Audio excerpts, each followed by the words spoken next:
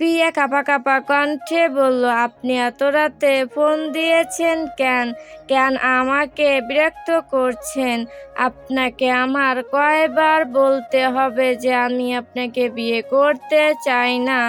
উক্ত কথাটি বলে থামল পিয়া। অপর পাশ থেকে শাহজাহান কিছুক্ষণ চুপ থাকলো, পরক্ষণেই শান্ত কণ্ঠে বলল, আমি কয়বার বলবো তুমি চাও বা না চাও তোমাকে আমি বিয়ে করব? অলরেডি বিয়ের কাজ শুরু হয়ে গিয়েছে বউ। কালই আমি আসছি। তুমি বিয়ে করবে আর সাথে তোমার বংশসহ বিয়ে করবে, দেখে নিও। শাহজাহানের কথা শুনে পিয়া ভুরুজোড়া কুঁচকালো। মনে মনে বিড়বিড় করে বলে, এই লোকটার কি মাথা খারাপ হয়ে গেল নাকি? কাল বিয়ে মানে আবার সাথে বলছে বংশসহ বিয়ে করবে।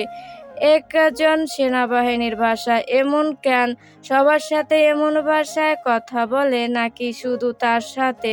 পিয়া এর কথার কোনো উত্তর পেল না। নিজের ভাবনা থেকে বেরিয়ে পিয়া বলল, কালকে বিয়ে মানে এত রাতে আপনি আমার সাথে পাগলামি করছেন? আপনি ঠিক আছেন তো? একটু থেমে আবার বলল, শুনুন, এসব দিবা স্বপ্ন দেখা বন্ধ করুন। অনেক রাত হয়েছে, ঘুমিয়ে পড়েন। আর আমাকেও একটু শান্তিতে থাকতে দেন। পিয়ার কথা শুনে শাহজাহান অস্পষ্টভাবে হাসে, মনে মনে বলে, তাহলে কি শ্বশুর মশাই বিষয়টা বউকে বলেনি?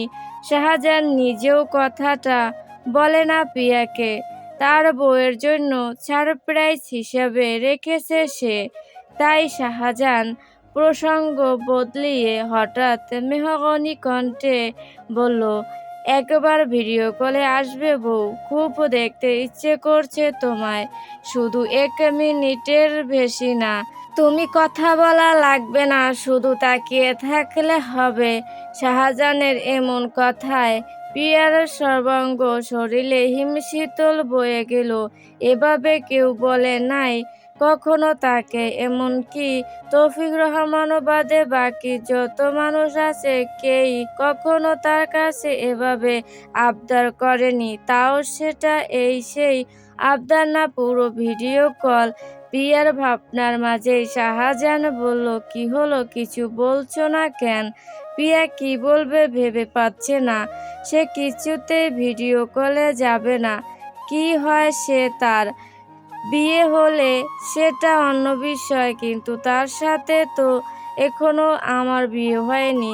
পিয়ার কিছুক্ষণ কাচুমাচু করে তারপর গলার স্বর বদলিয়ে কঠিন কণ্ঠে বলল, কল রাখবেন নাকি আমি কেটে দিব? আপনি নিজেও ঘুমাচ্ছেন না, আমাকেও ঘুমাতে দিচ্ছেন না। অপর পাশে শাহজাহান বাঁকা হাসলো, মজার স্বরে বলল, তোমাকে কি আমি কোলে নিয়ে বসে আছি নাকি অন্য কিছু করছি যে ঘুমাতে পারছো না? পিয়ার চোখ বড় বড় হয়ে গেল। এই লোকটা তাকে জ্বালায়, আজকে 2 দিন যাবৎ ভীষণভাবে জ্বালায়। পিয়ার মাথায় সারাক্ষণ শাহজাহানের বউ বলা শব্দটা ঘুরে। এই লোকটা তাকে কালো জাদু টাদু করলো না তো? পিয়া আর না ভেবে কলটা কেটে দেয়, না হলে সারা রাত তাকে জেগে থাকতে হবে। মনে হচ্ছে একবার এক ধরনের প্রশ্ন করে যেটা পিয়ার কাছে বেনামান লাগে। পিয়া কল কেটে দিয়ে বড় করে একটা নিঃশ্বাস ছাড়লো। কাঁচা ঘুমটা নষ্ট করে দিয়েছে তার, এটার বিচার চাই সে। এখন সহজে তার ঘুম আসবে না। বিছানা থেকে নেমে স্টাডি টেবিলের মগ থেকে 1 গ্লাস পানি নিয়ে ঢকঢক করে খেয়ে নিল সব। গলা কাট লাগছে তার। বিছানায় এসে আবার শুয়ে পড়ে পিয়া। চোখে ঘুম ধরা দিচ্ছে না।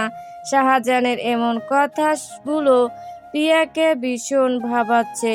বড়লোক বাড়ির ছেলে, তাও সোজা একজন সেনাবাহিনীর মেজর, তাকে কোনো কারণে বিয়ে করতে চায়।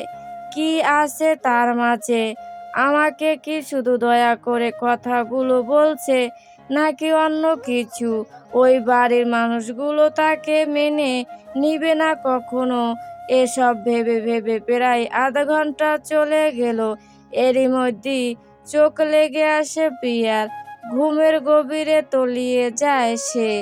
অন্যদিকে ঈশান বিলাতে দুজনের চোখে ঘুম নেই।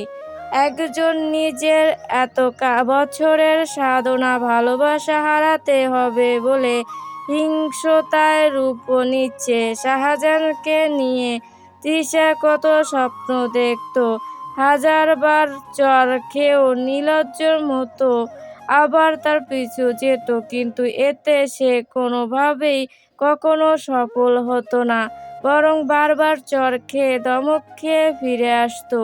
শাহজাহানের চোখে ঘুম নেই। সে জেগে জেগে স্বপ্ন দেখছে প্রিয়া বউকে নিয়ে তার নিজে নিজে হাসছে।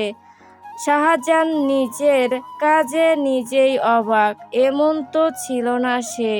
এই মেয়েকে দেখার পর থেকে কেমন যেন দিন দিন ভণ্ড হয়ে যাচ্ছে।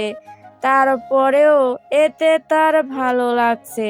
সকালের বসন্ত মানে হলো বছরের প্রথম বসন্ত, অর্থাৎ ফাগুন মাস। এ সময় প্রকৃতি নতুন রূপ নেয়, ফুল ফোটে আর সবই আনন্দে থাকে। চারপাশ থেকে কোকিলের কো কো ডাক, সব মিলিয়ে বসন্তকালই সেরা।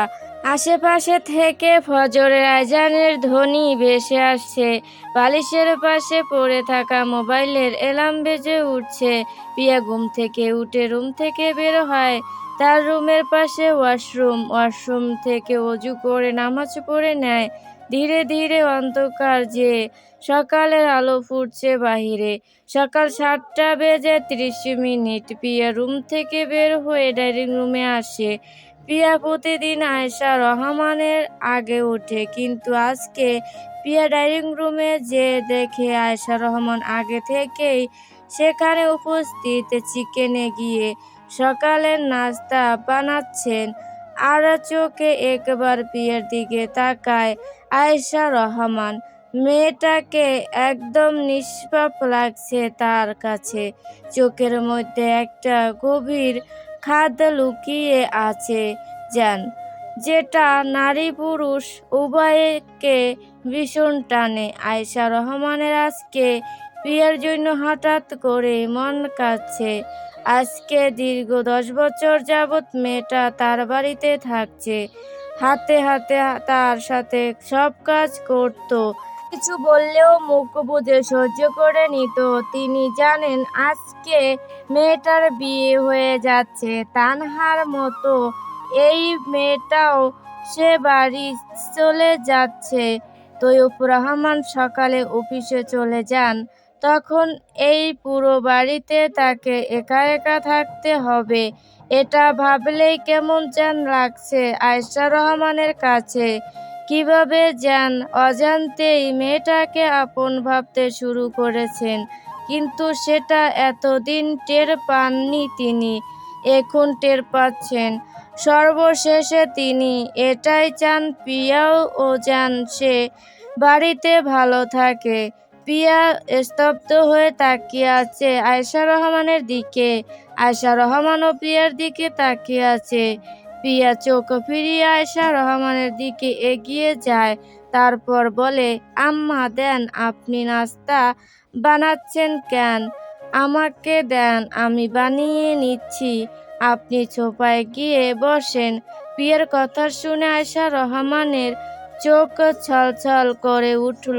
এভাবে তাকে হয়তো তার কেউ বলবে না।